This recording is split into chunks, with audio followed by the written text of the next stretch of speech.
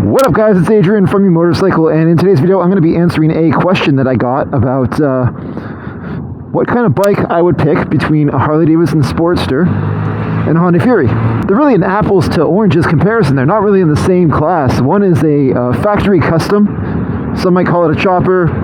Chopper Puritans will say, no, it's not a chopper, whatever.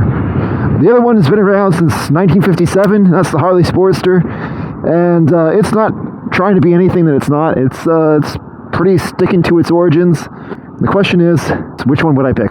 And I think the reality is that what I would pick is right for me might be very different than what's right for you. There's a couple things we got to keep into consideration here. One is these are very different bikes aesthetically, so obviously your taste is going to make a big difference. Second thing is, I'm not going to wait over here for this. Bye-bye. Yep, bye-bye. Not waiting for you. Bye-bye. Okay. Anyway, in terms of just the overall layout and how the bikes are going to handle, they are very different. One is much, much longer, and so it's going to make the bike handle very differently. And what that means is that your level of experience and your level of comfort on motorcycles is going to be affected differently depending on what your skill set is like.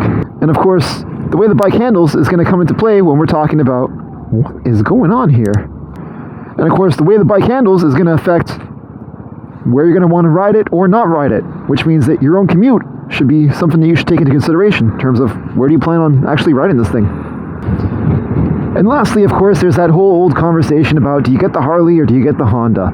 So let's start with aesthetics. Obviously, these two bikes are very different. Like I said, one was made in '57 and has stayed pretty true to its origins. The other one is a factory custom. It came in about 10, 12 years ago and was pretty much made to sort of pick up on that whole Jesse James, Orange County chopper, that whole aesthetic that was going on and really in the trend back then.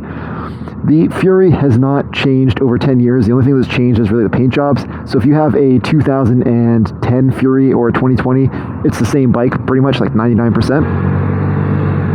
Whereas the Sportster, year by year, you're going to see different changes. You're going to see chain drive to belt drive, adding rubber mounts in 2004, switching to fuel injection in 2007, switching to bigger tires and suspension, I think, in, maybe 2011.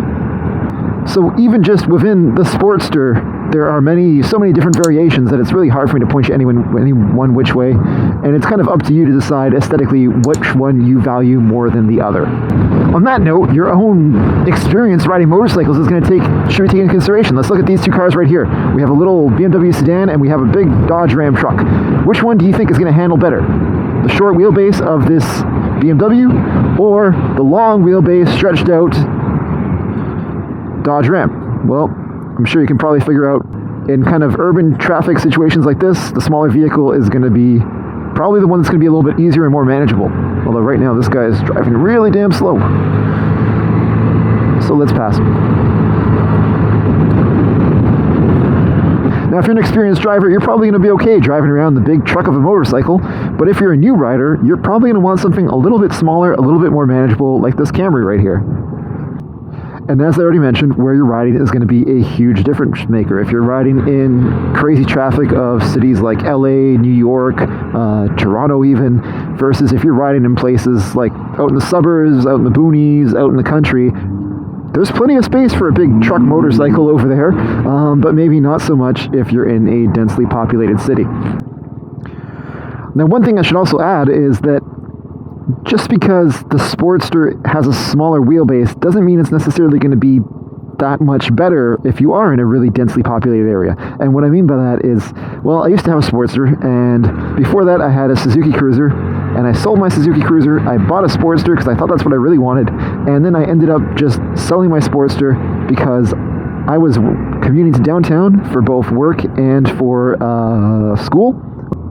And what I found was that air-cooled bike, which was a Sportster, was getting way too damn hot. And I was like, I'm never doing this again. I'm never getting an air-cooled bike so long as I'm commuting downtown. It was just a bad time all around. So I sold my Sportster and I got a liquid-cooled Cruiser, which was a Suzuki, again. And I guess the last key point of consideration between the two bikes is, well, one's a Honda and the other one is a Harley.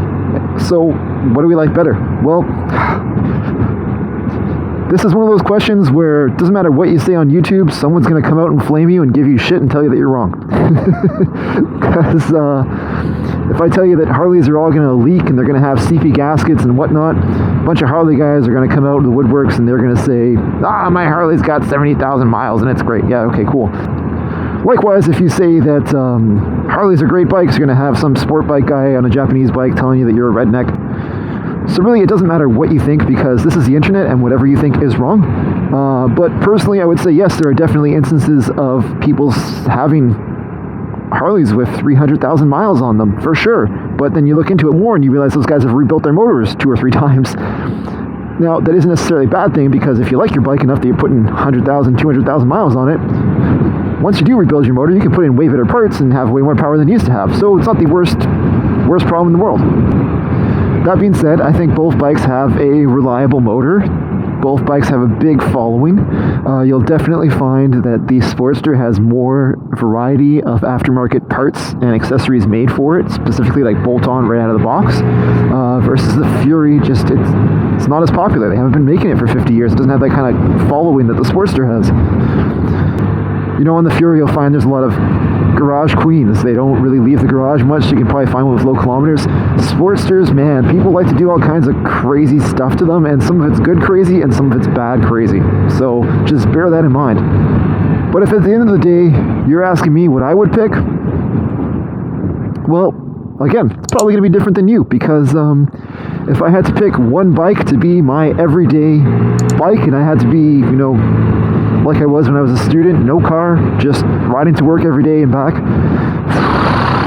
God, I would pick neither of them, to be completely honest with you.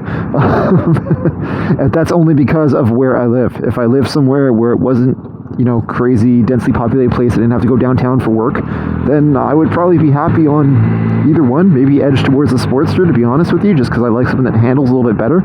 But again, I'm more interested in a performance machine, and I know that's very funny to say because I'm on a Vespa right now, but the Vespa is like one of 3 motorcycles that I ride, right? So I have the right tool for each job. I don't think of either of those bikes as a great Swiss Army knife that kind of does a little bit of everything. They're both really awesome, really cool motorcycles. And that being said, the Fury is an awesome bike as well. I am not bashing these bikes by any means, so whatever your niche is, I think they're both excellent motorcycles. I think you can't go wrong with either motorcycle. Those are 2 great bikes. If I thought they were really bad, I would tell you. Well, that's about it for me. I hope that answered your question in a way. I'm sorry I couldn't be more clear. I like having one bike for every task. So Vespa for in the city riding, dual sport for kind of rougher roads, touring, and cruiser for highways, that kind of stuff. Whichever bike you pick, they're both excellent motorcycles. You can't go wrong with either one. It's just about figuring out which one is right for you. It's not about which one is one better than the other. If you guys have any questions that you want answered, please leave them in the comment section underneath this video. I will make a video answering your questions, I promise, hopefully. Anyway, ride safe, guys. Thank you so much for watching. Please hit the like button if you found this helpful, and please hit subscribe for more videos. Thanks, guys. Bye.